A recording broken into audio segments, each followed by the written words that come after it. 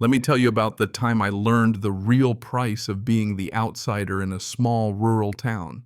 Yeah, the kind of place where folks don't just remember your name, they remember your dog's name, your granddad's old truck, and what color socks you wore to the county fair in '97. I'm not joking. People here have memories like steel traps, and as I found out, a pretty warped sense of justice when it comes to their mailboxes. So picture this. I'd had enough of city living. Bought myself a little slice of peace and quiet, 40 acres. An old crooked farmhouse, a barn with a roof like Swiss cheese, and enough woods to lose your problems in. The kind of place where you step out on the porch and all you hear is birds, the wind, maybe a tractor in the distance.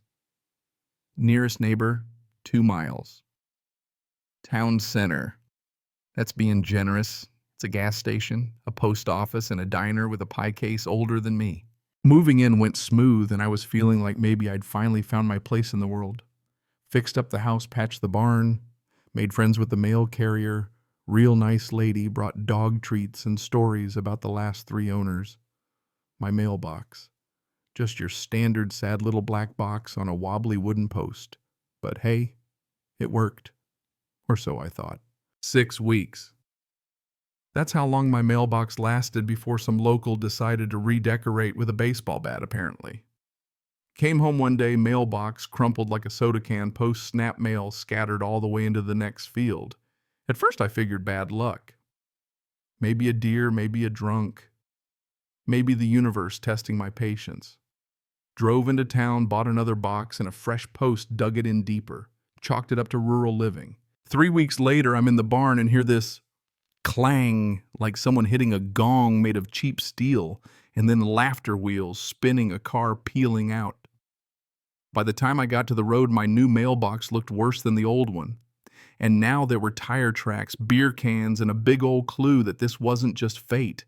It was personal. Now you'd think after the second time I'd start getting smart. So I went heavy-duty upgraded. The box poured concrete for the post, tried to make it Fort Knox for junk mail. Lasted 10 days. 10. I'd no sooner get the thing in the ground than somebody'd smash it, run it over, or use it for target practice. It became a routine: replace, destroy, repeat. Lost count of how many times I drove to the hardware store nodding at the cashier like, "Yeah, I'm back, don't ask." And let me tell you, replacing mailboxes gets expensive, not to mention the bills and packages I never got because my mail carrier, God bless her, couldn't exactly leave my electric bill in a ditch. Called the sheriff's office, figured maybe they'd have some advice. The deputy was nice enough, but you could tell he'd rather be anywhere else. Said it was probably just kids and suggested I put up a camera. Yeah, with what power? The nearest outlet was half a football field away. They'll get bored, he shrugged. Sure, buddy. Except they didn't get bored. They got creative.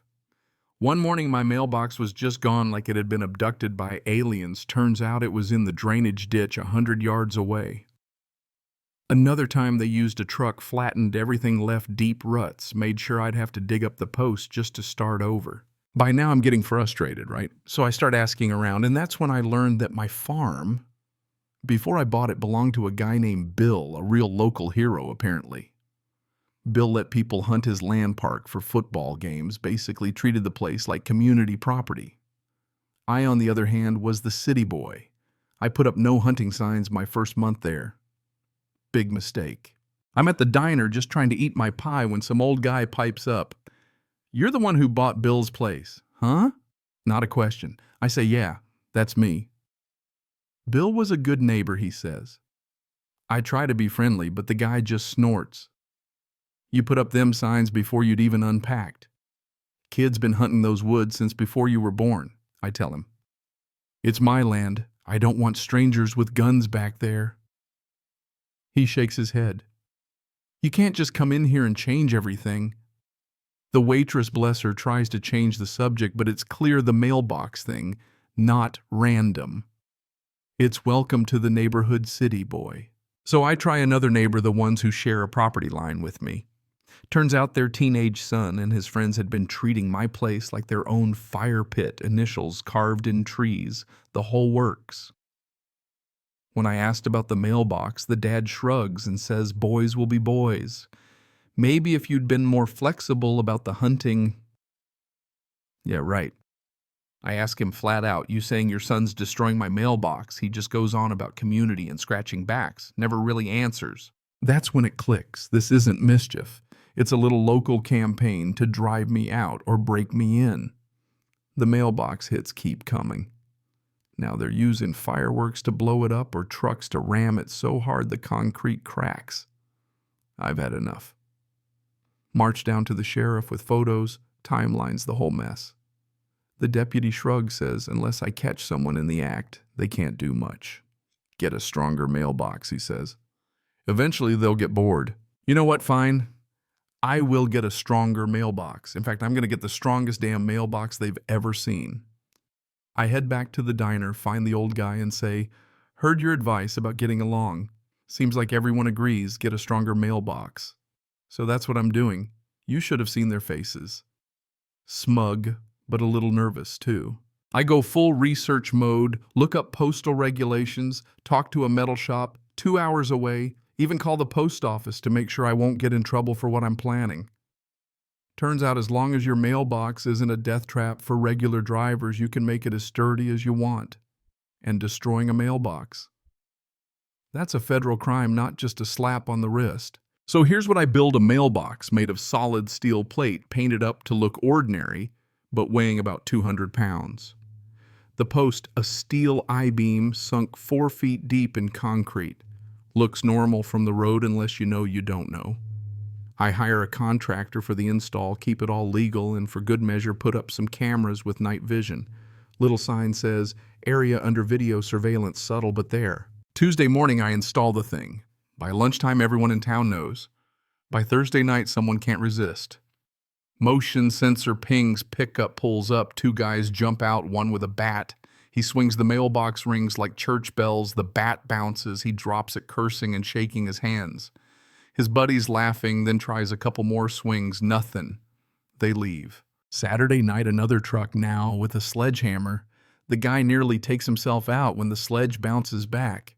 They try, they fail, they leave limping. Third time, they go big. A truck comes flying down the road, tries to sideswipe the mailbox. The box doesn't budge. The truck spins out, slams into the ditch, right side smashed in fluids, leaking everywhere. I call 911. Hey, there's been an accident, might want to check it out. The deputy shows up, drivers trying to say he swerved for a deer. Except, I've got it all on video. Every angle, every second, clear as day. Deputy watches the footage, looks at the kid. That's federal destruction of property, son. Turns out it's the neighbor's kid. His buddy's 17. Both end up facing real charges, not just a slap on the wrist. The truck's totaled, insurance won't pay. The kid's facing 6 months in federal lockup plus restitution for all the mailboxes. And just like that, the mailbox wars are over. Word spreads, nobody wants to mess with the city boy's mailbox now. People who'd ignored me for months start bringing pies, inviting me to barbecues, even apologizing for misunderstandings.